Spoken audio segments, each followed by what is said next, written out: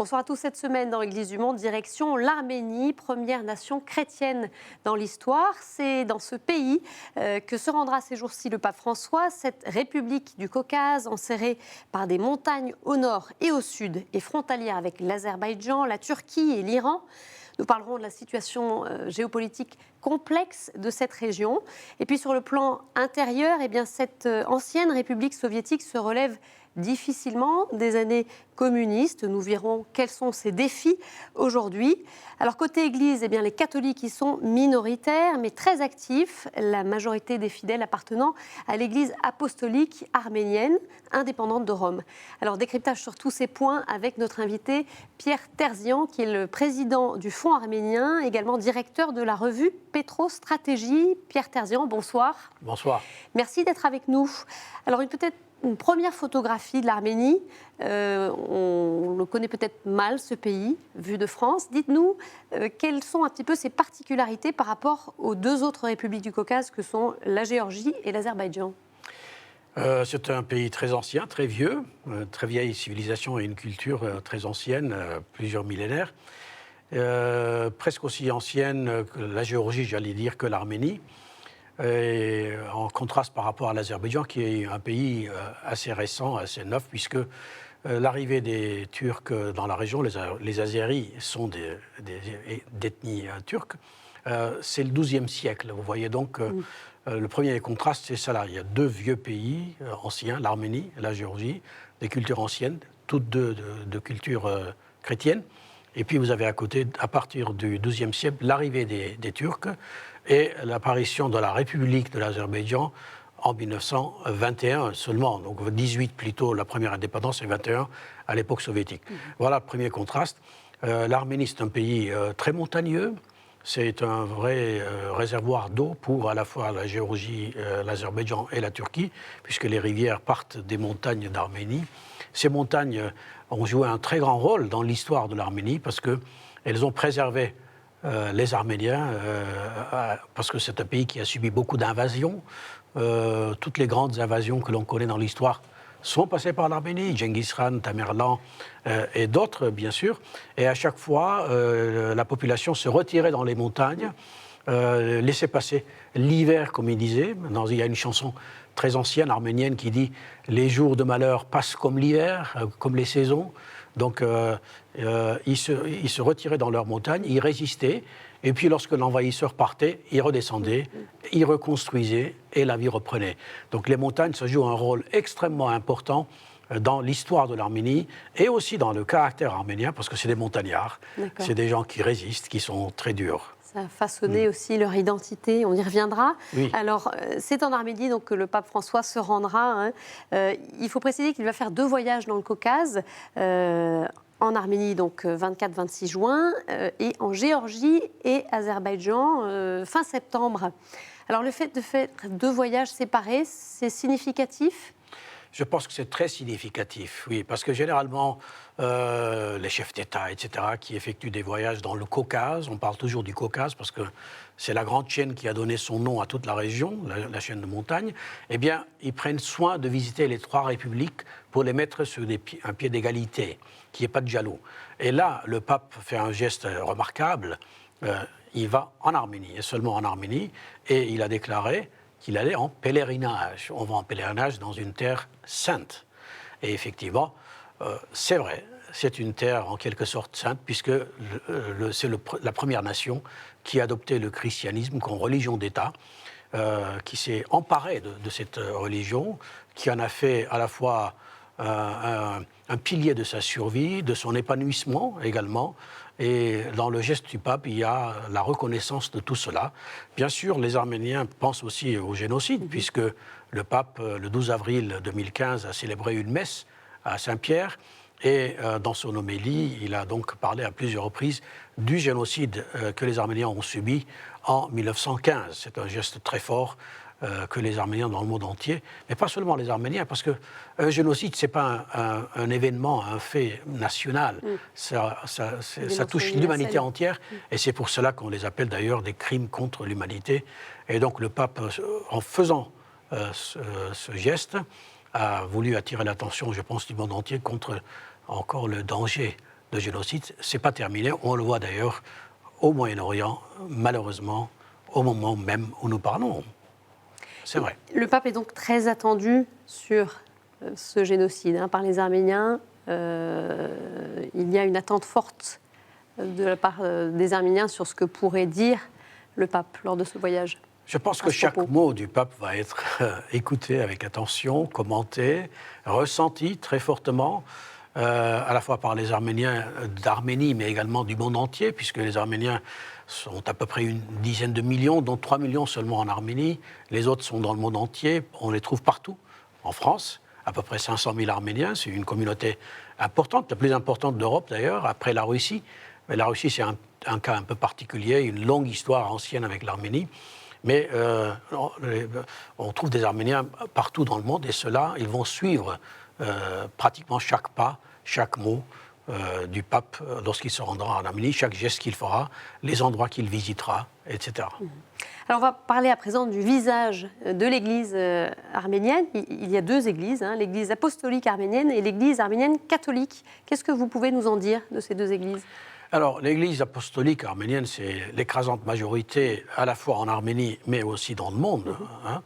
En Arménie, c'est à peu près 85% de la population. On n'a pas de chiffres précis, scientifiques, mais c'est à peu près cela. Les 15% restants, vous avez à peu près 10% d'Arméniens catholiques. Ensuite, vous avez à peu près 3% d'Arméniens protestants, évangéliques.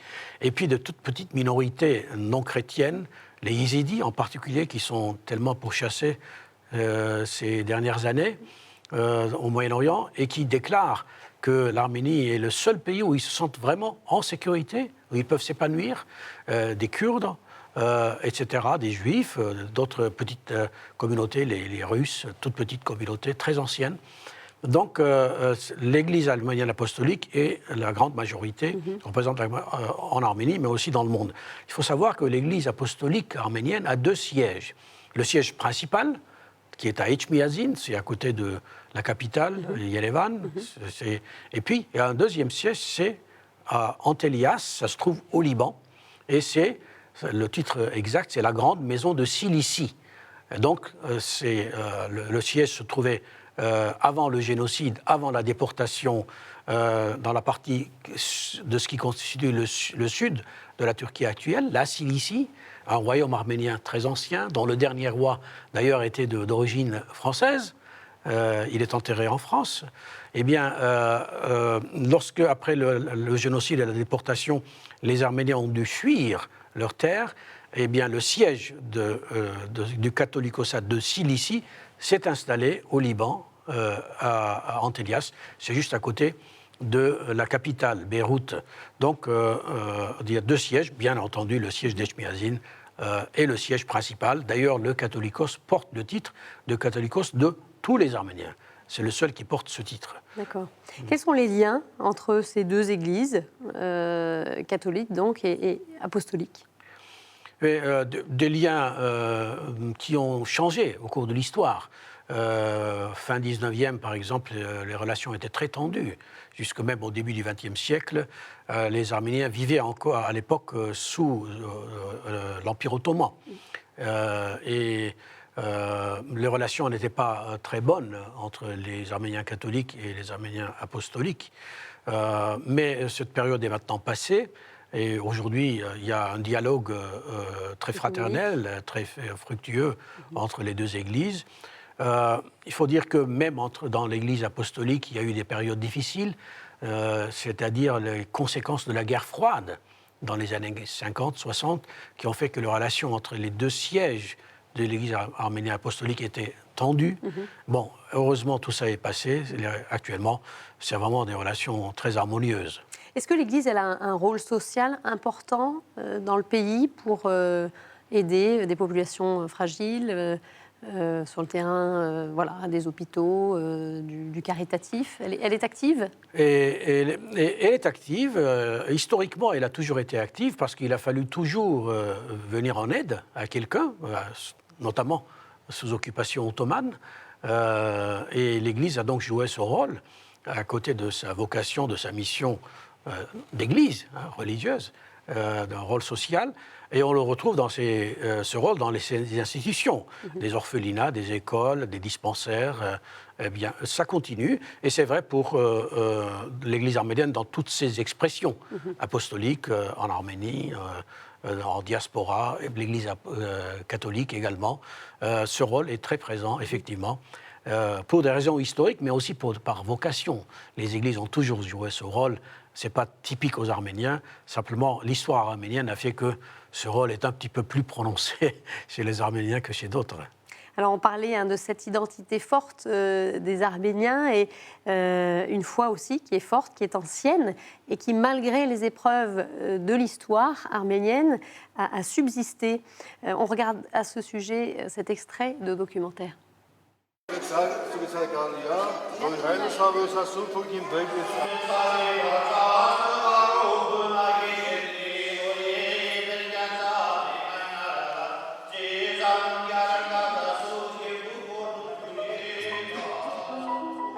On pourrait dire que c'est presque un miracle. C'est presque un miracle. Dans un environnement pareil, la foi est subsistée en Arménie, en Géorgie.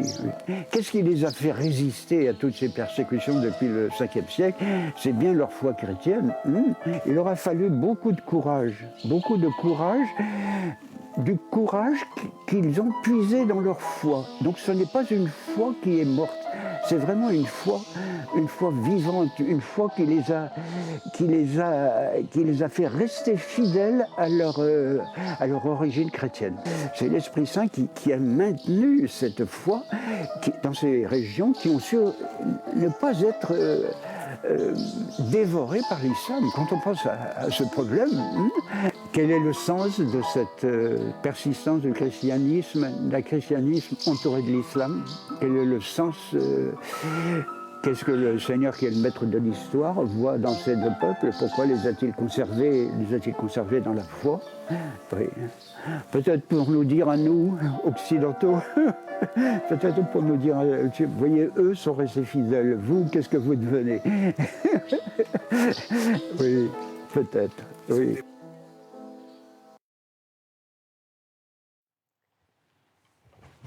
Voilà, donc un extrait du documentaire Arménie, l'invaincu, que vous pouvez retrouver ces jours-ci sur notre antenne. On l'entendait, donc un mystère autour de cette foi qui a subsisté, cette foi comme aussi posée comme un acte de résistance. Vous l'expliquez comment? Vous avez une vue là-dessus? Ça vous surprend ou... Tout ça est arrivé en fin IIIe siècle et tout début du IVe siècle. Et l'option officielle de nation chrétienne a été déclarée par le roi Tiridate à l'époque en 301. Et il fallait beaucoup de courage pour le faire, parce que l'Arménie était soumise à forte pression de la part de l'Iran, l'empire perse de l'époque, très forte pression, d'autant plus que la religion était la même des deux côtés, le mazdéisme, et les Arméniens, petit à petit, se sont orientés vers le christianisme, une religion qui était complètement dangereuse pour le mazdéisme, en quelque sorte. Vous êtes assez avant-gardiste, alors, dans la région. Oui, mais à l'époque, on a du mal à le représenter aujourd'hui, mais le lien entre croyance, religion, d'une part, et identité nationale et politique était extrêmement fort. Et donc, opter pour une autre religion, c'était un cas de rébellion. C'était une manière de dire « je suis différent ». J'adopte une autre identité, une autre culture, une autre religion, une autre croyance, j'entre dans une autre civilisation. Et tout ça par un petit pays. Donc il faut se représenter là-dessus. En même temps, il y avait la conviction à l'époque que si l'Arménie ne se différenciait pas de son puissant voisin du Sud, donc l'Iran, l'Arménie risquait de disparaître, d'être complètement happée. C'est vrai que c'est un pays déjà qui avait 2000 ans d'histoire, mais avec la même religion, beaucoup de mots communs qu'on retrouve en arménien, des mots iraniens qui ont disparu d'ailleurs dans la langue iranienne actuelle, mais qui l'on retrouve comme racine ou comme dans la langue arménienne. Eh bien, le risque de disparition était fort, et pour les Arméniens, choisir la chrétienté, le christianisme, ça a été à la fois un acte de foi, mais aussi un acte politique et un acte national. D'accord. Voyez ? Ça permet de resituer aussi un peu ce contexte-là. Oui. On parle aussi, on entend parler de ce concept d'arménité. Qu'est-ce que c'est ? L'arménité, s'il fallait définir, je dirais, on doit avoir recours à 3 piliers, les 3 piliers d'arménité. Il y a les montagnes d'abord. Si on enlève la montagne, l'Arménie aurait depuis longtemps déjà disparu, complètement effacée par les invasions qu'elle a connues. C'est la montagne qui a préservé cette nation. Et puis le deuxième acte important, le choix du christianisme, d'une religion très forte, nouvelle pour l'époque, il ne faut pas oublier, et c'est une composante très importante de ce qui constitue l'arménité. Et puis je dirais, en troisième lieu, la langue, l'alphabet, qui est venu à peu près un siècle et demi plus tard, après le choix du christianisme, l'alphabet créé par un moine, qui a d'ailleurs créé l'alphabet géorgien aussi, à côté. Eh bien, qu'est-ce qu'il a fait ? Dès qu'il a créé l'alphabet, ils ont commencé à traduire les écritures saintes en arménien, avec le nouvel alphabet. Ils ont commencé à ouvrir des écoles. Et là, c'est intéressant parce que nous revenons à l'actualité brûlante de ces jours-ci. La deuxième école arménienne créée par Saint Mesrop, c'est un saint reconnu par les Arméniens, le créateur de l'alphabet, l'a été dans ce qui concerne aujourd'hui le Nagorno-Karabakh, la région arménienne disputée par l'Azerbaïdjan. Donc vous voyez l'ancienneté des liens entre cette région dont on parle beaucoup dans l'actualité actuellement et la constitution de la nation arménienne. Voilà les 3 piliers. La nation, et il y a 3 piliers, la montagne, la religion et la langue. Alors, dans une histoire plus récente, l'Arménie, elle a aussi été traversée par les années communistes et avec les effets comme l'athéisme. Mais pourtant, la foi, à nouveau, n'a pas disparu. Pour Monseigneur Joseph Kélékian, qui est le curé de l'éparchie de Sainte-Croix de Paris, eh bien, il existe un renouveau de l'Église après ces années post-communistes. On écoute ses propos. Et les générations qui viennent, ils sont plus libres. Ils ont commencé à expérimenter cette liberté et dans le christianisme, ils trouvent vraiment l'expression de cette liberté. C'est pourquoi je pense que petit à petit, c'est en train de changer cette mentalité ancienne communiste. Alors d'un côté, toutes les écoles avaient obligatoirement un cours d'athéisme, le communisme, l'athéisme, etc., le matérialisme. Ces cours-là ont été changés en cours de religion. Donc c'est déjà un acquis. Ensuite, la deuxième chose, c'est que dans les médias, radio, télévision, etc., il y a beaucoup de diffusion avant, il n'y en avait pas. Des cérémonies religieuses qui se passent, des prières et tout, etc. Et ça aussi, ça influence un petit peu la mentalité. Et je pense qu'en général, disons, le contact avec le monde extérieur aussi, ils voient comment les autres vivent leur foi. Donc, effectivement, un renouveau qui est bien là, une vitalité, c'est ce que nous dit Monseigneur Kélékian, vitalité de l'Église. Oui, il y a une vraie renaissance. On construit des églises partout en Arménie, les séminaristes, des prêtres, c'est vrai. Mais ce que les gens ne savent pas, c'est qu'à l'époque soviétique, l'Église arménienne, avec beaucoup de discrétion, a joué un rôle de refuge pour les dissidents, en tout cas les intellectuels dissidents, qui enseignaient au séminaire d'Etchmiadzin. Et d'ailleurs, le premier président de la République indépendante d'Arménie, Levon del-Bedrosian, avait des liens très étroits avec Etchmiadzin, c'est un grand savant assyrologue, également théologien. Eh bien, l'Église a joué aussi ce rôle un peu particulier qui est un petit peu méconnu. D'accord. On en vient au contexte géopolitique actuel. Alors, c'est quoi les grands enjeux qui touchent l'Arménie aujourd'hui ? Très compliqué. Une géopolitique extrêmement compliquée. Pour la synthétiser. Synthétiser. Alors, en peu de temps. Vous avez un tout petit pays de 30 000 km², même taille que la Belgique, mais avec 3 fois moins de population, entouré de 3 grands géants. Donc la Turquie au sud, avec tout le contentieux que vous imaginez, n'est-ce pas, le génocide, les conséquences, la Turquie qui ne reconnaît toujours pas le génocide, l'Iran au sud, des liens historiques très anciens, mais un respect mutuel, il faut le dire, de la part des Iraniens entre Iraniens. Je crois que c'est l'histoire qui leur a appris ça.